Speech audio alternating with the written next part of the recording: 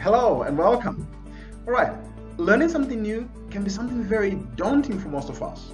For example, in the area of technology, you will notice that technology is evolving at a very rapid pace, and IT professionals are constantly required to attain new skills or attain new certifications in order for them to remain competent in their respective areas of technology. I often hear people say, "Hey John, how do I get started? Or what is the best way to learn this technology? Or how do I attain this certification?" Well, it's like learning one of these. The first thing is that you have to get started. That is the fundamental thing if you would like to see change or see yourself acquiring a new skill. You have to begin doing something about your pursuit. And once you get started, you're going to notice that there is going to be an interest triggered within you, a desire to continue learning something about that technology and continuously feeding you with that energy that you need in order for you to accomplish that objective.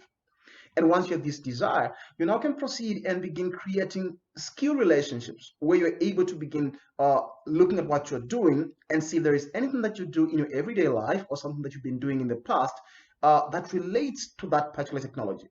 You may think of somebody coming from a Windows background and transitioning into Linux. They will have certain things that, like, all right, I used to do ABC in Windows this way, I would do ABC in Linux that way. So you're simply able to create relationships, find something that is relating to what you are currently trying to achieve, which you constantly do in your everyday life, or you've been doing previously in a different technology.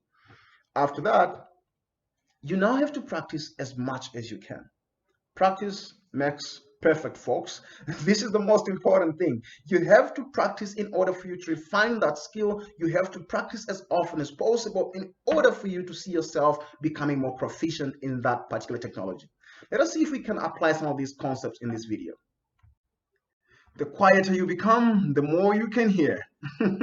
All right, that is Kali Linux. Okay, let's take, for example, somebody who is coming from a Windows background and planning to transition into Linux. They have no much information or much knowledge about Linux or whatever Unix distribution you might be using. And they're thinking, how do I get started? What is the first thing that I have to do? Now, this is what I usually do if I'm learning something new. I first look for things that are of interest to me. Anything that might be exciting. So for example, if I open the terminal here, okay, oh, sorry, let me clear that. Okay, so if I open the terminal here, I may look at things like calendar, for example. Oh, wow, oh, this is exciting. So this is how I can get a calendar in Kali Linux? Really? This is amazing. Yes, this is how I began. I began learning something that is new. I look for things that are exciting to me, things that will get me thrilled.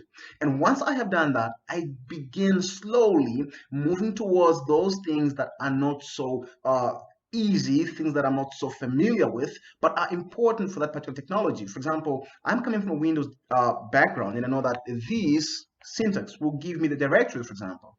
However, what is the equivalent of that in Linux? There you go. Folks, this is how you simply work with your skills. This is how you simply slowly transition from one technology to the other. You are learning the very small things that make a difference and allowing yourself to create relationships. And by practicing those things, you become proficient in that particular technology. I know that if I would like to see the networking settings and everything else in Windows, I would run ipconfig/o. But what's the equivalent of that in Linux? If config, there you go.